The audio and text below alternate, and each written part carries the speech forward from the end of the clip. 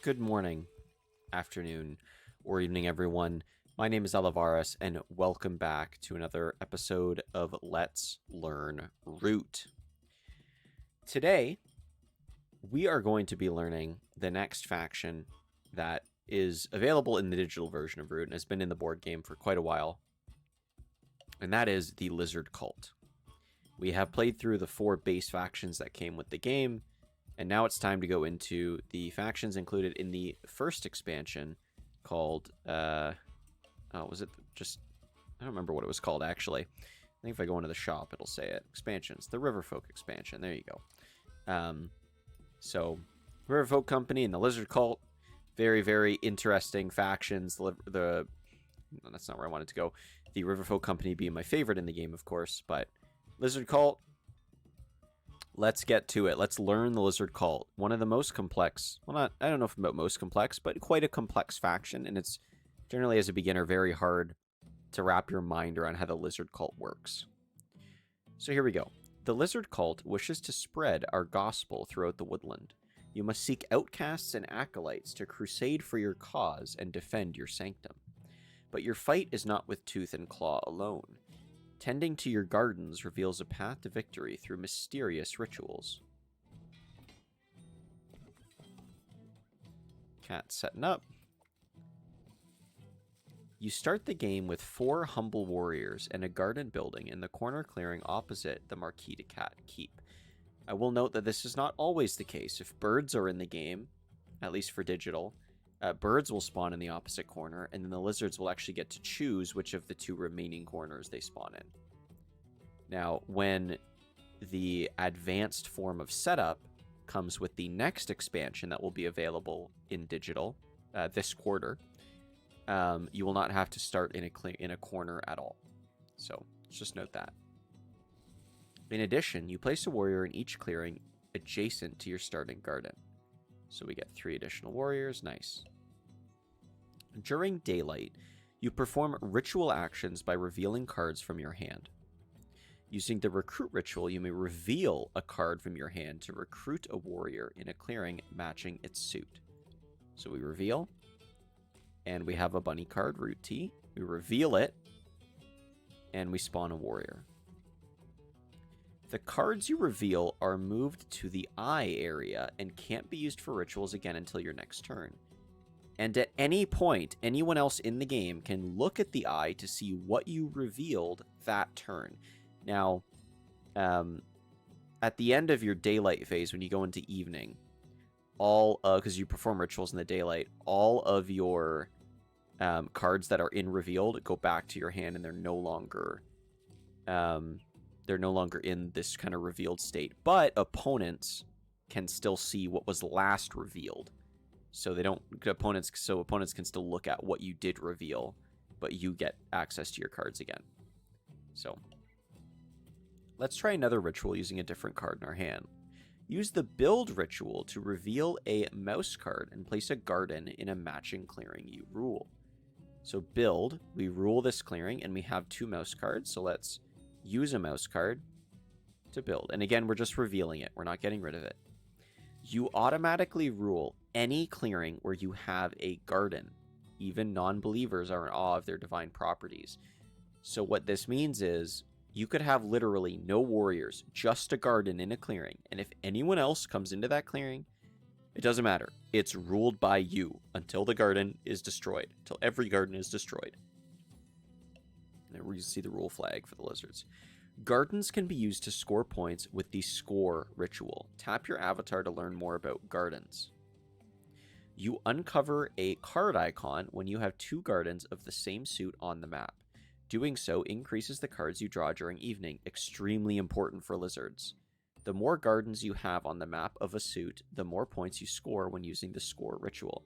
So if you have 2 mouse gardens on the map and you score with a mouse card, you get 2 points. If you have 5 mouse gardens on the map and you score with a mouse card, you get 4.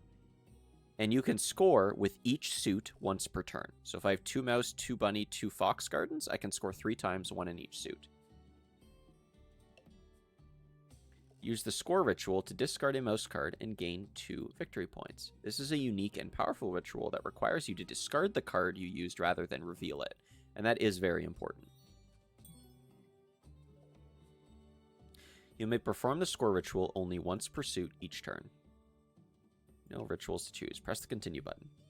The cards you revealed for rituals are now returned to your hand. Here they go. Carefully managing your suits in hand is key to the cult's success. 2 bird cards. Oof. Not the best draw, and you'll see why. But the game will tell us about why this is important for us right now.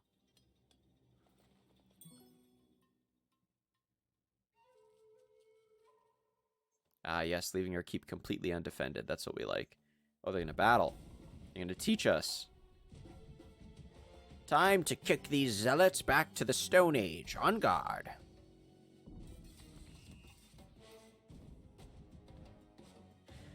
These whiskered heathens have dealt a blow to our warriors. Thankfully, our revenge ability allows us to transform our fallen defending warriors into acolytes. So you'll see here, revenge. They become acolytes.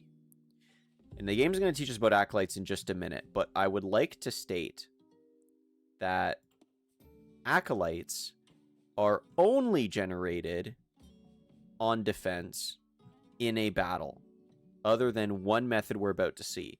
But what I'm trying to say is, if you lose a lizard on the map in any other way other than defending in battle, you will not generate acolytes. If you attack someone with your lizards and your lizard dies, that will not generate an acolyte. If a vagabond crossbows your lizard, you will not generate an acolyte. If the Woodland Alliance revolts on a bunch of your lizards, you will not generate any acolytes. So that is very important to know when you're playing lizards.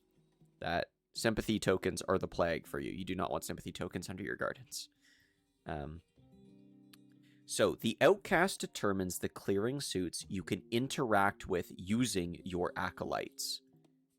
Choosing mouse will allow us to wage war against enemies in mouse clearings this turn. Now, in a real game, you only get to choose the outcast in your initial setup at the start of the game. You're never just allowed to choose it in the middle of the game like this. So, but it was trying not to confuse us, I think. Yeah, okay, here we go. In a typical game, you will choose the initial outcast suit during setup, but the cult makes exceptions for true believers like you, of course. Now that we have an outcast and enough acolytes, we can perform conspiracies during birdsong. Conspiracies are a set of conflict-oriented actions that use acolytes instead of cards in hand. Spend 2 acolytes to use the Crusade Conspiracy. This will allow you to move 2 warriors from a clearing matching the suit of the outcast to battle in an adjacent clearing. So our outcast suit is mouse. So just like the kind of eerie decree, if this says mouse, we can only move from mouse clearings with a crusade. So we're in a mouse clearing. We're going to go here. We're going to move 2. Now, moving 2 warriors out of here just like this is actually very dangerous for us because it leaves our gardens poorly defended, and we're going to really care about that soon. We're going to attack. These wackos again. A fistful of steel should show them who's boss. Well, so much for that. May this burning pyre of sawdust please the gods.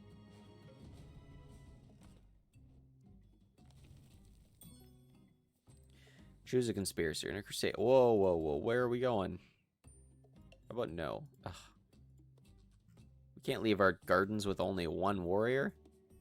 See, there's no point to crusade over here because there's only 1 cat. Like, why are we attacking the cat? Because the game wants us to. So, you generally want to be very careful with how you use your acolytes and when you use your acolytes, as they are very important. Okay, so that was all done during our birdsong. You use conspiracies during your birdsong and rituals during your daylight. So now we're on to daylight because we're out of acolytes. You can see our acolyte counter is now 0. We can't use it anymore. Because of your hatred of birds, your bird cards can't be used as any suit for performing rituals. And you'll see that here. Hatred of birds. Bird cards are not wild for your rituals. Instead, they are used for a unique ritual called sacrifice. Reveal a bird card for the sacrifice ritual to transform warriors in your supply into more acolytes that can be used for conspiracies. But remember, because we're doing this in the daylight, we cannot use them for conspiracies until the next turn's birdsong. Our rituals offer flexibility in where to recruit and build on the map. Let's recruit to a new area of map now. So, an important note about the recruit action is we reveal a card to recruit, but we do not need to rule the clearing to recruit. So we can actually pop up lizards anywhere if we have the cards and it's not the cat keep. So we being able to place a garden requires rule, but being able to recruit does not. So we're going to recruit, and here we go, a lizard. Reveal a bunny to add a garden to the clearing where you destroy the enemy's sawmill. Not bad. No rituals to choose. Press the continue button. There you go. Gardens matching the suit of the outcast contribute towards crafting during the evening. Use their crafting power to score root T. So, some very important points here. You can only craft items that have a crafting requirement matching your outcast suit. And you also need to have that number of gardens also in the outcast suit to craft it. So this requires 1 mouse crafting piece. The outcast is mouse. Good. Step 1. Step 2. Do we have 1 mouse garden? Yes. Good. We can craft it. Let's say we wanted to craft arms trader. We would need the outcast to be fox. And we would need the outcast, or we would need to have 2 fox gardens. Now, there are some cards, like Propaganda Bureau, which I don't know if we've seen yet so far in this tutorial series, that require 3 of any crafting cost. I don't know if the game's shown us those any crafting costs, but instead of being like a fox or a mouse here, it's like a die. It's like a reddish orange like die with a question mark on it. It allows you to use anything to craft it. So any type of crafting piece. But if we want to craft something with the wild crafting piece notation on it, so we wanted to craft Propaganda Bureau, which requires 3 of any crafting piece, we still have to have at least 3 of the same garden. Because the only time gardens contribute towards crafting is when they match the outcast. So let's say we wanted to craft Propaganda Bureau, and we need 3 of any crafting piece. We have 2 mouse gardens and 1 bunny garden. But bunny does not count as a crafting piece because it does not match the outcast. So that's very important to know. And it's a very common misconception of, why can't I craft this? I have a garden and I need any type. I need any type of garden, so why isn't it letting me craft it? Used and discarded cards from all players go to the Lost Souls pile rather than the discard pile. The most common suit of these Lost Souls will determine the suit of the outcast at the start of your turn. So, the outcast suit is not random. It's not always chosen by you. It is based off the population of cards in the Lost Souls. There is 1 bunny in the Lost Souls, meaning if no other cards are added here, bunny is the greatest number, or the most common suit in the Lost Souls. So on the next turn, the outcast would switch to bunny. Now, if the cats discard something, that might not be true anymore. So we'll see if they do. We're going to do some more useless moving. Oh, they're going to come attack us again. Oh, no, they're not. So they did not discard anything. At the start of your turn, the most common suit in the Lost Souls pile, ignoring bird cards, determines the new outcast. Then the Lost Souls pile is sent to the discard. So T is in the Lost Souls. We are going to get a bunny outcast. Since bunny was the most common suit, it becomes the new outcast. And now the Lost Souls is invisible, and you'll actually, if you see the discard pile, you'll see root T in there. There is more than one way to crusade. Rather than move from an outcast clearing and battle in a neighboring clearing, you can also battle in the outcast clearing itself. Do so now to protect your garden. So we're going to attack the cat. Now, if you were astutely monitoring the acolytes and the costs here, so conspiracies have a cost of acolytes. Generally, the cost is 2 for most of the actions. There is one action, Well, there's actually 2 actions we haven't seen yet. 3 of the actions will generally cost 2 acolytes to perform, and one of them costs 3. But the first time we did these rituals, you'll notice they costed 1. And that is because the outcast has actually 2 forms. You can have an outcast suit, but you can have a hated outcast suit. And a hated outcast suit reduces the cost of conspiracies by 1 acolyte. To get a hated outcast, you need to have the same outcast for 2 turns in a row at least. So the first time we switch to Bunny, it is not a hated outcast. If we then, at the end of this turn, it stays Bunny, Bunny will become hated outcast. It'll be hated Bunny, and it will reduce the cost of our conspiracies and bunny clearings. If we're hated Bunny, and then the next turn, the outcast switches to Mouse, it's now to normal Mouse. And then if it goes Mouse again, it's hated Mouse. Now, one thing to note is in the event of a tie, the outcast remains the same. So if you ever tie any, if there is, like, if it's Bunny, and then a Bunny and a Mouse card gets discarded, we're tied for the most common suit, it'll stay Bunny. So that's important. So go ahead and battle.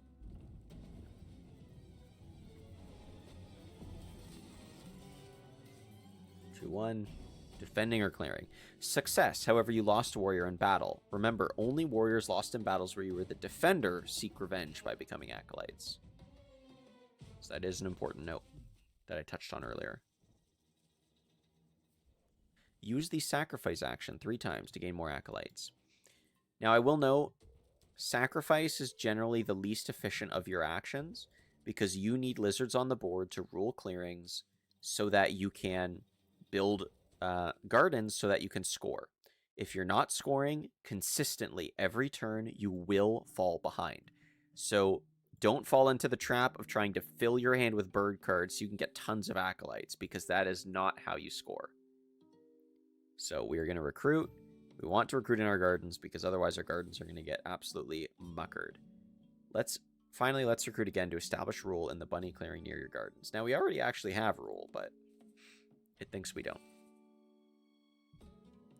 No rituals to choose. Press the continue button. You have too many cards in hand. Discarding 2 bunny cards will help us ensure the outcast will become the hated outcast. So yeah, if we discard 1 bunny, and we discard, I guess we're discarding that one. Now, there's 2 bunny cards in the discard. So the cats would now have to discard 3 cards of either mouse or fox in order to sway the outcast. And this is something you'll very commonly see, is if lizards are given the opportunity and they want the outcast to stay a certain way, if they get enough card draw by having enough gardens on the map, they can sway the outcast for their next turn by just discarding so many cards of one suit that it stays that way. Now, that said, lizards often need their suited cards because that's how you score, right? If I have a handful of bird cards, you know, I'm not going to be scoring anything. So to be honest, I actually probably wouldn't want a hated outcast here. I want these bunny cards. I don't want friggin' birds. Get the birds out of my hand. I want bunnies because then I can recruit up in these clearings, put gardens down, and start scoring. That's what I really want. I don't want to be swaying. Like, I don't care about a hated bunny outcast right now. The game does, though. So being hated sounds bad, you say? No, no. The righteous are often misunderstood. Patience, friend, you will see. You said that 3 times, I think.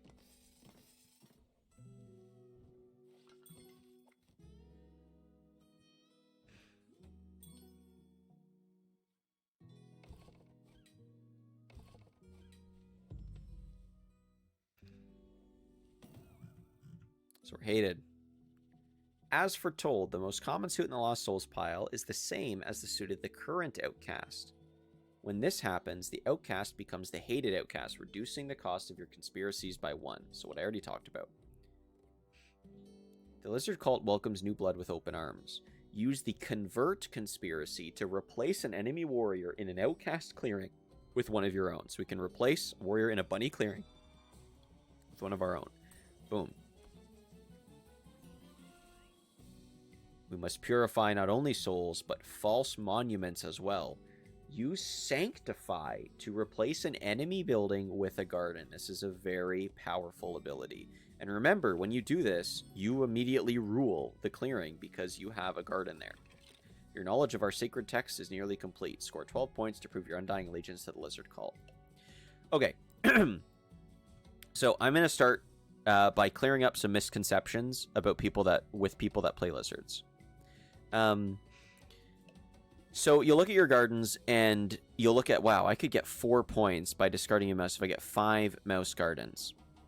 Now, generally speaking, this strategy of investing very deeply into one suit so that you get like up to 5 gardens to score 4 points of discard, that is called going tall. Going wide is when you spread and get 2 gardens across multiple suits instead of investing really heavily into one. It is almost always better to go wide instead of tall. The reason is because of the card draw a lot of the time. Well, there's a few reasons. Card draw is the big one. As lizards, your lifeblood is cards. If I am discarding cards to score, I need to be getting cards back that I can score again. And if I'm in a position, where I'm only getting, because I have 5 mouse clearings, I'm only getting one extra card a turn. That's not much. But if I have 6 gardens, 2 mouse, 2 bunny, 2 fox, I'm getting 4 cards a turn, which is insane. The other reason is because it's sometimes hard to get multiple, like in this game it's easier. There's only 2 of us, but with the standard 4-player route, like you have a mouse clearing, like it's going to be hard to establish in multiple of the same clearing type generally. Now, something I do want to really note is there are cards we have not seen yet called dominance cards. Dominance cards change your win condition from victory points to, if I own 3 of these specific clearings, I win on my next turn, the start of my next turn. And by specific, I mean there's 4 types of dominance. There's fox, rabbit, mouse, and bird. Rabbit dominance means I can, when I play rabbit dominance, victory points are meaningless, and I need to rule 3 rabbit clearings at birdsong on my next turn. So everyone has to now come stop me from ruling 3 rabbit clearings. Something really interesting is that when you discard a dominance card, it does not go into the discard pile. It actually goes up here in the supply, and which we don't see as we haven't seen any dominance cards yet. But that's very, very important because you can actually claim a dominance card at any time by discarding a card matching the type of the dominance card. So if I discard a mouse card, I can claim a mouse dominance. If I discard a bird card, I can claim any dominance card because it's wild. I can claim a bird, a mouse, a fox, and a rabbit. Well, one of those multiple. Why this is so important and why I'm talking about it, even though you haven't seen dominance, is because that is a fantastic way for the lizards to exchange bird cards in their hand for suited cards. If I need cards of another suit and I have too many birds, and if people have discarded dominance cards, that's fantastic for us because we can trade out a bird card for a dominance. The other reason that's great is because I can discard, or the other reason that can be useful sometimes is if I discard a card for dominance, it goes to the Lost Souls. And then if I choose to score the dominance card, it also goes to the Lost Souls for that turn until it goes back into, until your turn comes around again and the dominance goes into the discard pile, at which point it gets put into the supply area. What that means is I actually just put 2 of the same suit of card into the Lost Souls. It allows me to keep the outcast the same. So you'll find dom swapping, as it's referred to, is an extremely important practice that you need to take advantage of if you want to do well with the lizard cult. We can't do it in the tutorial because it hasn't taught us about that, but I really wanted to bring that up because it is an integral part of playing the cult and playing it well. So Our first order of business right now is the fact that we have so few warriors defending anything. We really, like, 2 warriors defending gardens is really bad. And one thing the game has not taught us yet is the lizards have a very punishing thing that happens when they lose a garden. Somehow it's escaping my mind what it's called. It's called fear of the faithless or something like that. Fear of the hateful. I don't remember. It's something like that. But effectively, anytime you lose a garden, a random card is discarded from your hand.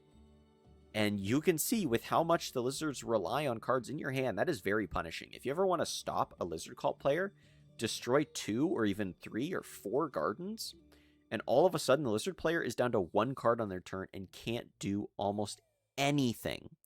So that's why as the lizards, you need to very well defend your guard. Like, your gardens need to be so well defended. To having 1-2 warriors next to 2 gardens is just asking someone to come and beat the hell out of your gardens. You need to have generally minimum 4 warriors for 2 gardens, and usually you want more if you have some high damage factions in your game. So choose a card to craft. I don't know if I'm going to get a bunny to score, so I'm not going to craft it this turn. There we go. We don't have a bunny, and we want bunnies. So, oh, and this is what I mean about the wild craftables. Here we go. Royal Claim. These are wild craftables. So in order to craft these, I need 4 gardens that match the outcast suit. So I would need 4 bunny gardens to craft this card, which is very infeasible considering the strategy I just talked about of going wide for gardens. So you're almost never able to craft some of the 3 or 4 wild cost craftables because of that, because it requires the gardens that you have to match the outcast. So we're going to discard. We're going to discard. And we're going to discard Brutal Tactics as well. And there we go. We have kept mostly suited cards. So they're going to be able to peek at our hand, which is kind of useless with that crafted improvement because we reveal our entire hand pretty much every turn. Sometimes lizards will tactically not reveal cards in their hand. They'll tactically not reveal cards in their hand because they don't want other people to know that they have a really important card, like maybe a bird ambush or coins or something. But usually what you'll find is lizards for ambushes will generally reveal them because they want to disincentivize people from coming after their gardens. Because as much as you're going to be like, oh, I'll ambush you, you really, like, spending a card to ambush is actually very punishing for the lizards. Because if you have to spend a card on ambushing, that's 1 less card you can use for an action on your turn. So if you ambush them and your gardens still get taken out, you're going to lose multiple cards, including the ambush. So that's bad. Now you can see the outcast switch to Fox because there was majority Fox cards, which is kind of unfortunate. But now that means our conspiracies cost more. We don't want to spend 2 or 3. We generally really only want to use conspiracies when the outcast is hated, and if not, in dire situations where we really need to use them. So now we are going to... The cats are not attacking us, so we don't need to defend too much. But in a normal game, you'd want to defend more than this. We're going to put down a bunny garden. We are going to score a fox card. Or it's a mouse card. We're going to recruit in our mouse clearing again. Did I not score a mouse card last turn? Was it because the game told me not to? I think the game had me do something else with it. I don't remember. Fox clearing. Generally, we want to be in clearings with 2 building slots because... you know, it's easier to rule less clearings than it is to rule more clearings. So we're going to recruit in here in the hopes that maybe eventually we can outrule the cats. And then are able to build a garden there. But bird, bunny, bunny. Oh, wow. Okay. So discard a bird. We will discard another bird. I have lots of bunnies. That's good. So we have multiple turns worth of scoring for bunnies. Looking at my hand. Oh my. He's already seen most of the cards in here, other than my 2 command warrens.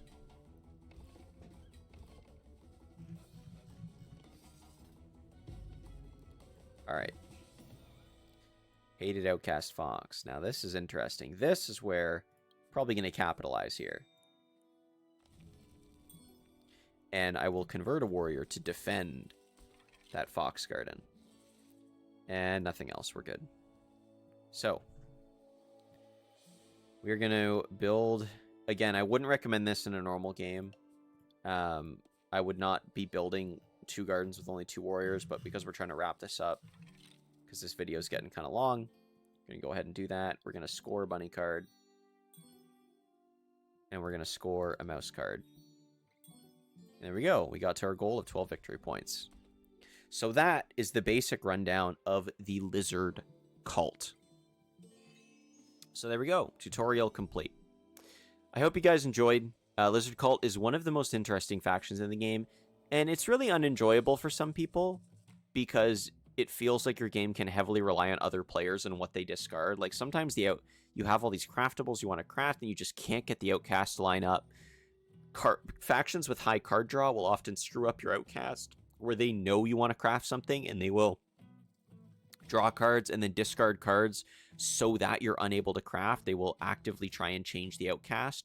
So lizards can be a very frustrating experience at times, but it can be really fun to know that if you get in a really strong position and people come and beat you up, you have a lot of acolytes that it can be used to go and kind of reestablish your position on the board. And that's also one of the reasons you want a lot of warriors defending your clearings, because if people wipe out 2 gardens, you want to have a lot of acolytes to kind of get get your board position back. If you only had 2 defenders, then it's like, oh, I only have 2 acolytes. I can't really do much with that. And if the outcast isn't hated, you can do even less with that. So that's why it's certainly another reason why it's very important to have a lot of lizards guarding your clearings. Because you want people to really pay and give you the ability to get back on the map by killing your clearings. So yeah, there we go. That's the lizard cult. That is tutorial 5 complete. And we are going to be going to tutorial 6 on the next video with the Riverfolk Company, my favorite faction in the game. So with that said, I would like to thank you all for watching. Have a great rest of your day. Cheers, guys.